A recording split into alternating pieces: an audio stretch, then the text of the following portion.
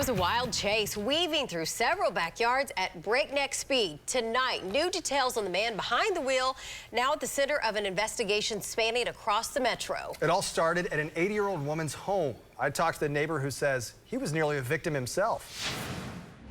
In the middle of the afternoon, in the middle of his street. She puts her blinker on, I put my blinker on, we pull into our driveways. Lowell Hartley returned home at the same time as his 80-year-old neighbor, Karen. But in her house, she wouldn't be alone. I heard her scream violently, call 911.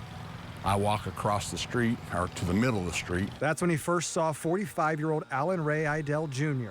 pushing a lawnmower out from in front of our house. I wasn't too alarmed because I thought maybe he's trying to drum up distance.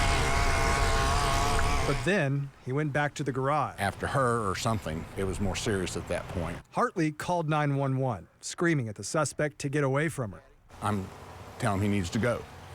And he stopped, shows me a gun, which looked like a toy gun. He now believes it may have been the .22 caliber revolver, one of the many guns stolen from the 80-year-old victim.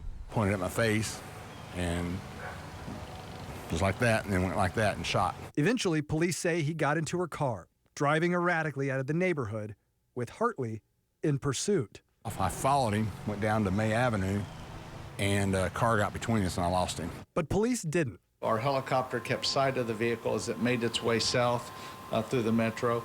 Ended up at a residence in Norman where the car crashed through a gate. The suspect fled and broke into yet another house. He was arrested a short time later. Pop. Hartley is thankful, despite staring down a barrel in the middle of the afternoon, in the middle of his street. I just didn't want her to get hurt. And I thank God above that I was here and he came after me versus her.